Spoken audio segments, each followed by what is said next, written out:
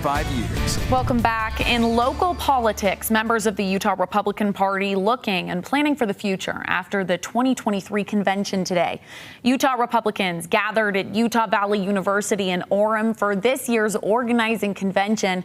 Party members held leadership elections, conducted business, and heard from keynote speakers like Utah Governor Spencer Cox and Florida Governor Ron DeSantis. DeSantis compared Utah to Florida, saying both are states where freedom works, and declared freedom as something Republicans need to keep fighting for. In times like these, there is no substitute for victory. Republicans need to shake the culture of losing that has developed in recent years. The time for excuses is over. We must get it done. He goes on to condemn politicians who get into office and, quote, act like potted plants. He says as far as the future goes, he's only now begun to fight. Down in Delta, a group of Japanese Americans from across the country paid pilgrimage to the historical Topaz internment camp.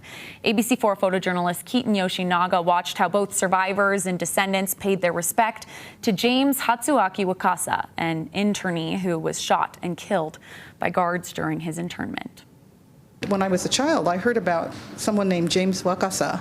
My mother talked about it at dinner one night. I was born here in Topaz. 12 of my relatives were incarcerated there. My grandparents, my aunts, my uncles, my parents. The Japanese Americans have for decades not talked about their imprisonment because they felt shame. I'm speaking through my mother's diary. I know more about the camps after my parents passed away. They never talked about it. He was shot by a guard through the heart and fell down parallel to the fence, died right away. People around the camp folded paper flowers, only because they didn't have fresh flowers to offer to him. What we didn't know was that a monument was created for him, which was ordered destroyed by the government, still lay in the ground. So it was like a message in a bottle. It was an astounding discovery. So we're coming together to remember him, honor him. And I think what we can learn from it is that people come to this country with hopes and dreams. And in his case, because of his race, he was taken from San Francisco and he ended up with a bullet in his body. It was a really tight community in San Francisco. It's hard to explain, but everybody knew everybody. It felt like a very wonderful occasion to remember that history, walk with those who are here in this camp in Utah, and then work together to do this work of remembrance, but also healing. My lifespan is limited, so I am hoping that activities like this will pique the interest of the next generations. We treasure them because, as you know, World War II survivors are leaving us, and so it's really heartening to see young people and also older people in their 80s coming together to share stories.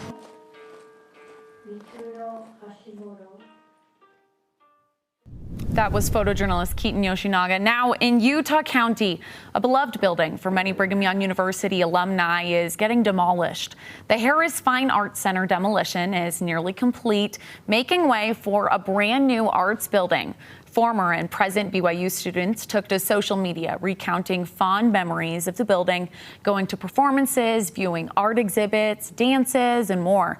The building also housed BYU TV for many years. The new building will center around the arts for faculty and students at BYU. In an official attempt to break the Guinness World Record, Provo Town Center hosted a giant Dungeons & Dragons tabletop event today. The event was called Dead Wars. Participants geeked together and achieved this fantastic feat. So the goal was to have 1,000 players with 200 tables. Now, we just learned that they did break the record today. So some big news for our friends down in Provo. And speaking of records, today is Record Store Day. And Gray Whale Records in Taylorsville and Ogden celebrated the day in a big way. Food trucks, DJs spinning records, live music, exclusive Record Store Day vinyl releases, and more at this fun event. Gray Whale reporting the largest turnout ever for Record Store Day. Some customers, they say, waiting over 5 hours in line. In national news, multiple people, including a 12-year-old girl, were shot in 2 shootings in Washington, D.C., just blocks apart from each other. The shootings happened around the southeast part of the city. 8 people, including a 12-year-old girl, were injured. Officers found multiple shell casings on the ground in both areas, and police believe they're connected. D.C. Fire Department said 4 people were sent to the hospital and a couple of others were taken to trauma centers. So far, all injuries appear to be non-life-threatening. Time now for Utah's most accurate forecast. Weather Rate certified 11 years in a row.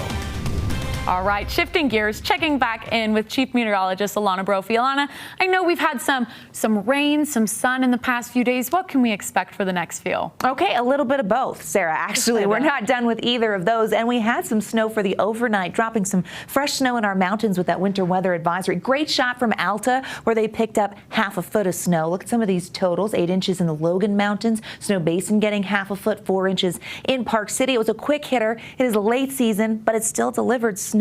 Cloud cover out there right now, 46 degrees in downtown Salt Lake City, and we've got that northwesterly flow with high pressure setting up for a temporary period here. It's not going to stick around for long because we've got wet weather on the way. High temperatures got to 52 in Salt Lake, still below average. 63 is the average high. 62 in Moab, 76 in St. George, and a lot of 50s throughout the central portion of the state. We're actually going to take the temperatures down just a bit for our Tuesday. We ride the roller coaster here because of a storm system that's going to move on through. It does bring the first wave of moisture and the threat of thunderstorms to the western side of the state. Now, as we take a look at the futurecast, it walks us through the timeline of this moisture. We're going to squash that ridge of high pressure that slides to the east, and we get that wet weather by the afternoon showing up in the West Desert. We're going to watch as it moves into south central Utah as well as on the eastern side of the state. Thunderstorm potential is there with this. We're going to see the lift, and we have decent amount of rain expected in places like Iron County, down towards Kanab, in Kane County, and St. George.